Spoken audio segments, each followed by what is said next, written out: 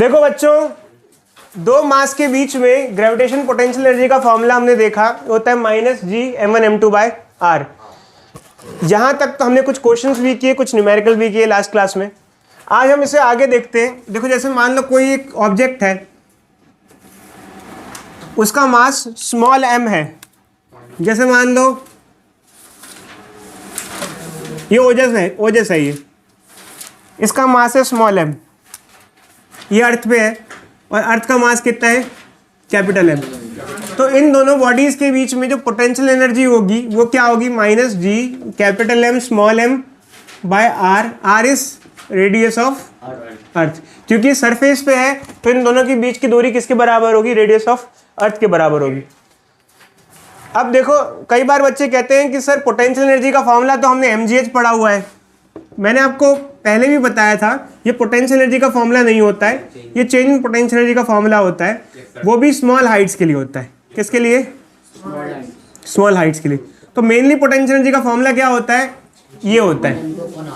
अब क्या इस फॉर्मूले से ये डिराइव हो सकता है, बिल्कुल हो सकता है, हम आपको करके भी दिखाएंगे। इधर बोर्ड पे फोकस रखो बच्चों। तो क्या ये फॉर्मूला हम डिराइव कर सकते हैं, इससे बिल्कुल कर सकते हैं। बट दो मास के बीच में जो पोटेंशियल एनर्जी का फॉर्मूला होता है वो mgh नहीं होता है। क्या होता है, ये होता है Gmm/r। दो मास के बीच में, जैसे अर्थ और हमारी जो पोटेंशियल एनर्जी है, मेरी अर्थ पे जो पोटेंशियल एनर्जी है वो mgh नहीं है। वो कितनी है, -G mass of earth mass of body by r। Potential energy का एक्चुअल फॉर्मूला ये होता है। जो फॉर्मूला आप पढ़ के आ रहे हो ये अप्रॉक्सीमेट फॉर्मूला है, स्मॉल हाइट्स के लिए यूज करते हैं। समझे बच्चे। तो अभी अब देखो बच्चे, जैसे मान लो ये हमारे पास दो मास के बीच में ग्रेविटेशन पोटेंशियल एनर्जी का फॉर्मूला है। तो अगर हम अर्थ के सरफेस पे हैं तो ये फॉर्मूला रहेगा, बट अगर हम किसी और हाइट पे चले जाएं तो ये पोटेंशियल एनर्जी का फॉर्मूला चेंज हो जाएगा। जैसे मान लो यही ओजस से उड़ के ऊपर चला जाए, पापा का परा, ठीक है, मान लो h हाइट ऊपर चला जाए, तो इस पॉइंट पे सरफेस पे पोटेंशियल एनर्जी ये होगी। उस साइड पे p पॉइंट पे पोटेंशियल एनर्जी क्या होगी बताओ, Gmm/r+h। ठीक है, अच्छे। अब ये यहाँ आ गया तो यहाँ पोटेंशियल एनर्जी ये हो जाएगी। अब इसमें भी हम अलग अलग पॉइंट पे पोटेंशियल एनर्जी निकाल सकते हैं। अब मुझे एक चीज़ बताओ बच्चे, जैसे मान लो ये बच्चा उड़ के यहाँ ऊपर तक गया, तो क्या जब ये ऊपर तक गया तो क्या इसने ग्रेविटेशन के अगेंस्ट का वर्क किया या नहीं किया? क्योंकि ग्रेविटी तो चाहती थी ये नीचे जाए, बट ये ग्रेविटी के क्या जा रहा है, अगेंस्ट। तो इस केस में जब ये ग्रेविटी के अगेंस्ट जाएगा तो ये वर्क डन करेगा अगेंस्ट ग्रेविटी, और इससे पोटेंशियल एनर्जी क्या होगी, चेंज होगी। इसकी पोटेंशियल एनर्जी क्या होगी, चेंज होगी। और पोटेंशियल एनर्जी चेंज क्या होता है, फाइनल माइनस इनिशियल। तो ये अगर आप चाहते हो कितना पोटेंशियल एनर्जी चेंज हुआ है या कितना वर्क डन करना पड़ गया या कुछ भी आपसे पूछे तो हम इस फॉर्मूले से निकाल सकते हैं। आई बात समझ बच्चों, इस फॉर्मूले से निकाल सकते हैं। तो इसी के बिहाफ पे बच्चे 2-3 क्वेश्चन हम ट्राई करते हैं, आपको देते हैं। ये इसकी बिहाफ पे हम 1-2 क्वेश्चन आपको देते हैं, इसे जल्दी से लिख लो, ठीक है। तो बच्चों हमको एक क्वेश्चन दिया हुआ है कि एक बॉडी है जो अर्थ के सरफेस पे रखी हुई है, उसको अगर हमको लिफ्ट करना है, और लिफ्ट करने में भी क्या है, देखो बच्चे कई बार क्या होता है हम किसी बॉडी को छोटी हाइट तक लिफ्ट करते हैं। देवाशीष बच्चे इधर देखो, ये देखो छोटी हाइट तक लिफ्ट करते हैं। तो हम जब किसी बॉडी को अर्थ के सरफेस से लिफ्ट करते हैं तो हम ग्रेविटेशन के अगेंस्ट काम करते हैं। इधर देखो बच्ची, इधर बोर्ड पे हम ग्रेविटेशन के अगेंस्ट काम करते हैं। इसको बुलाओ, हाँ। अब देखो बच्चे, जब हम ग्रेविटेशन के अगेंस्ट काम करते हैं तो हमने कितना वर्क डन किया, इसका फॉर्मूला होता है work done is equal to change in potential energy. ये होता है final minus initial potential energy. हम लोग mgh भी पढ़ते थे। mgh जो फॉर्मूला था वो चेंज इन पोटेंशियल एनर्जी का होता है बच्चों, बट एक्चुअल में क्या होता है, हमने आपको एक चीज़ बताई। ये फॉर्मूला कब यूज होता है, जब किसी एक बॉडी को छोटी हाइट तक उठाया जाए। अब क्वेश्चन में क्या दिया है, एक बॉडी को हम उठा रहे हैं कहाँ तक, हम एक पूछा हुआ है कितना वर्क डन करना पड़ेगा अगर एक बॉडी को लिफ्ट किया जाए, कितनी हाइट तक, जितना अर्थ का रेडियस है उसकी हाफ हाइट तक। क्या ये स्मॉल हाइट है या लार्ज हाइट है? ये काफी लार्ज हाइट है। इधर देखो बच्चे, तो इतनी लार्ज हाइट तक हम अगर उसको ले जा रहे हैं तो क्या ये फॉर्मूला यूज होगा? ये फॉर्मूला यूज होगा mgh वाला? नहीं। तो हमें प्रॉपर तरीके से करना पड़ेगा। एक काम करते हैं बच्चे, इसकी एक फिगर सी ड्रॉ कर लेते हैं प्रॉपर फॉर्म में, फिर आगे बढ़ते हैं। इधर देखो, ये मान लो अर्थ है, ये रेडियस ऑफ अर्थ हो गया, और ये मान लो r/2 हाइट तक हम बॉडी को क्या कर रहे हैं, लिफ्ट कर रहे हैं। इनिशियल पोटेंशियल एनर्जी की बात करें, इनिशियली बॉडी यहाँ थी और फाइनली बॉडी कहाँ है, यहाँ है। इनिशियल पोटेंशियल एनर्जी क्या होगी बच्चे बताओ, माइनस बोलो G mass of planet, mass of body, distance r। Final potential energy क्या होगी बताओ, minus G mass of planet, mass of body. अच्छा, मास ऑफ प्लैनेट और मास ऑफ बॉडी मेंशन नहीं किया है, तो मास ऑफ प्लैनेट को कैपिटल M ले लेंगे और मास ऑफ बॉडी को स्मॉल m ले लेंगे, ठीक है। और अब दूरी कितनी हो गई, अगर यहाँ से यहाँ तक ये प्लस ये r प्लस r/2 कितना होगा, 3r/2। अब देखो जी 2 पर आ जाएगा यहाँ से घूम करके, तो ये क्या हो जाएगा, ये इधर हो जाएगा। अब हमें वर्क डन निकालना है, तो वर्क डन किसके बराबर होता है, वर्क डन होता है चेंज इन पोटेंशियल एनर्जी। ये क्या होता है, फाइनल माइनस इनिशियल। तो इसको माइनस करेंगे बच्चों हम लोग, इसको माइनस करेंगे, -2gmm/3r minus -gmm/r। Minus minus क्या हो जाएगा, प्लस हो जाएगा, और इसको जब सिंप्लीफाई करोगे तो क्या आ जाएगा, gmm/3r। माइनस नहीं आएगा, पॉजिटिव आएगा आंसर, इस तरीके से। तो देखो अच्छा, इतना वर्क डन हमको करना पड़ेगा, इतना वर्क डन हमको करना पड़ेगा बॉडी को क्या करने के लिए, लिफ्ट करने के लिए। अब कई बार बच्चे क्या करते हैं, mgh वाला फॉर्मूला लगा देते हैं, आंसर गलत हो जाएगा क्योंकि वो कम हाइट के लिए वैलिड है। दूसरी बात ये, क्या इसको किसी और फॉर्मेट में भी लिखा जा सकता है, बिल्कुल। देखो अच्छा, हम लोगों ने एक्सेलरेशन ड्यू टू ग्रेविटी का फॉर्मूला पढ़ा था। एक्सेलरेशन ड्यू टू ग्रेविटी क्या होता है, gm/r² होता है, ठीक है। अगर आप इसको इधर ले आओ तो gr² किसके बराबर हो जाएगा, gm। तो gm की जगह हम क्या लिख सकते हैं, gr²।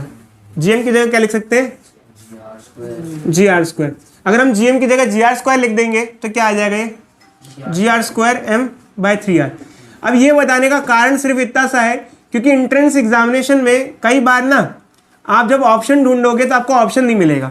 आप कहोगे सर ये मेरा आंसर आ गया है, मेरे ऑप्शन में ही नहीं है ऐसा, ऑप्शन में तो ये दे रखा है। अगर ये है ऑप्शन में तो ठीक है, वरना इसको इसमें कन्वर्ट कर सकते हो। ये इनको आपस में एक दूसरे को कन्वर्ट कर सकते हो। जैसा ऑब्जेक्टिव टाइप क्वेश्चन होगा, एंट्रेंस एग्जामिनेशन में क्वेश्चन होगा, उस हिसाब से आप देख लेना। क्योंकि आपने आंसर निकाला ये मान लो ये निकाल लिया, अब आपके ऑप्शन में ही नहीं है, ऑप्शन में ये दे रखा है, तो इसका मतलब इसको इसमें कन्वर्ट कर दोगे तो ये आ जाएगा। समझे, कन्वर्ट कर सकते हो अच्छे। अब इसका जो आगे का पार्ट है वो क्या है, देखो अच्छे, आगे का पार्ट ये है कि हम उस बॉडी को लेके गए, अब वो क्या हो गया, बॉडी गिर गई, यहीं से क्या होगी, गिर गई।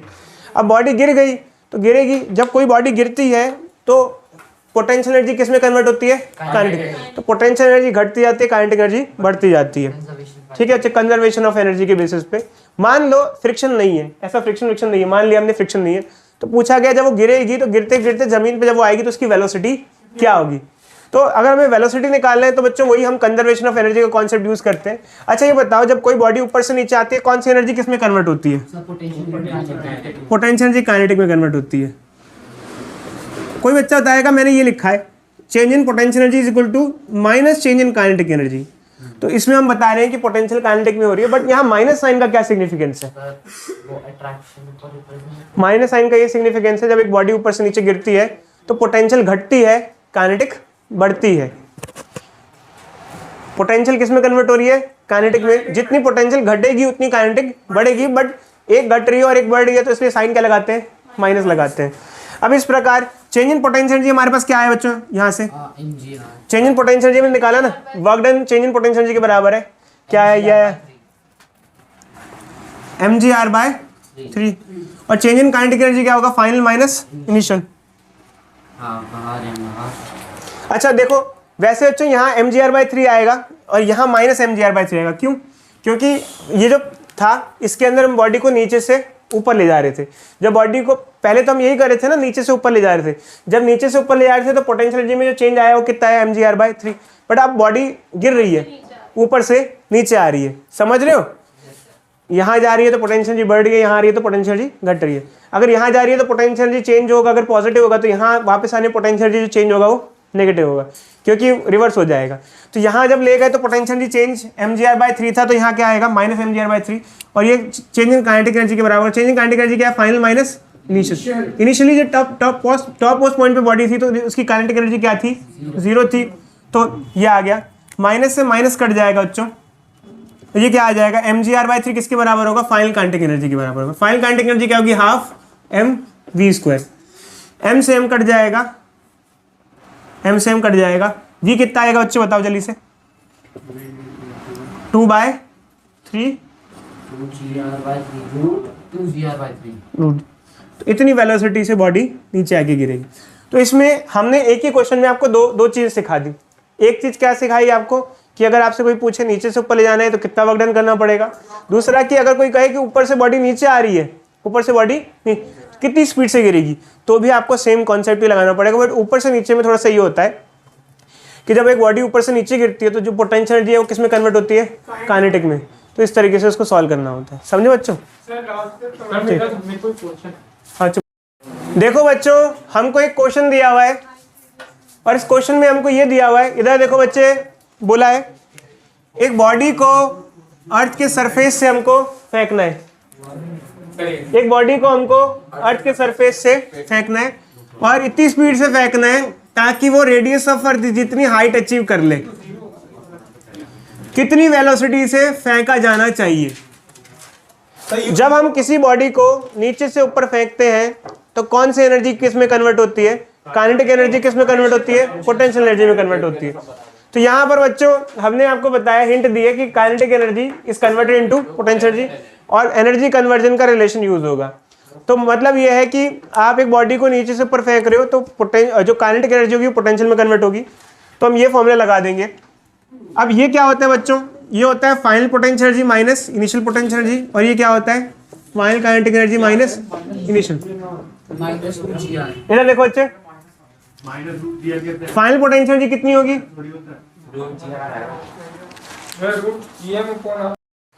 तो चेंज इन पोटेंशियल एनर्जी हमारा ये हो जाएगा final potential energy minus initial potential energy, और चेंज इन काइनेटिक एनर्जी हो जाएगा final kinetic energy minus initial. अब देखो बच्चे, हुआ क्या कि आपने इनिशियली यहाँ काइनेटिक एनर्जी दी, जब बॉडी ऊपर जाती जाएगी उसकी स्पीड धीमी होती जाएगी और जब वो टॉप मोस्ट पॉइंट पे होगी तो फाइनली उसकी वेलोसिटी क्या हो जाएगी, 0 हो जाएगी, या फिर फाइनल काइनेटिक एनर्जी क्या हो जाएगी, 0। क्योंकि जब बॉडी की हाइट बढ़ती जाती है उसकी स्पीड धीरे धीरे कम होती जाती है, तो फाइनल काइनेटिक एनर्जी क्या हो गया, 0 हो गया। फाइनल पोटेंशियल एनर्जी क्या होगा, देखो फाइनल पोटेंशियल एनर्जी के अगर हम बारे में बात करें तो पोटेंशियल एनर्जी होता है -g mass of planet, mass of body और डिस्टेंस। फाइनली इन दोनों के बीच में कितना डिस्टेंस है, r + r 2r। Initial potential energy क्या होगा, -g mass of planet, mass of body, और इनिशियली इन दोनों के बीच में कितना डिस्टेंस है, r। और ये क्या आ गया, माइनस और माइनस क्या हो गया, प्लस काइनेटिक एनर्जी, ठीक है। अब देखो अच्छे, जब इसको सिंप्लीफाई करेंगे, इधर इसको सिंप्लीफाई करेंगे क्या हो जाएगा, ये इसको ऐड करेंगे तो क्या होगा बताओ सर, GR मतलब पूरा Gmm/2r।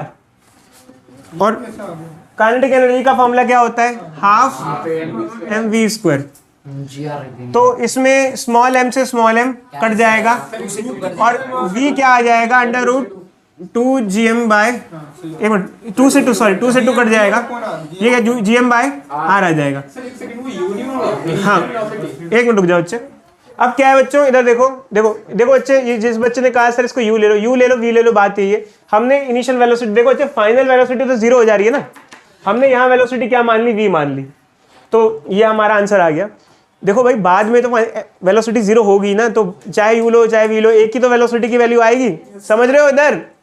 इसको चाहो तो आप दूसरी फॉर्म में भी लिख सकते हो, g = क्या होता है, gm/r² होता है। इसको इधर ले आएंगे तो gr² किसके बराबर आ जाता है, gm के बराबर। तो ये फॉर्मूला तब क्या हो जाएगा, g बोलो बोलो gr आ जाएगा, बस ये आ जाएगा हमारा आंसर। इतना वेलोसिटी देना पड़ेगा बॉटम पे, तब बॉडी इतनी हाइट अचीव करेगी।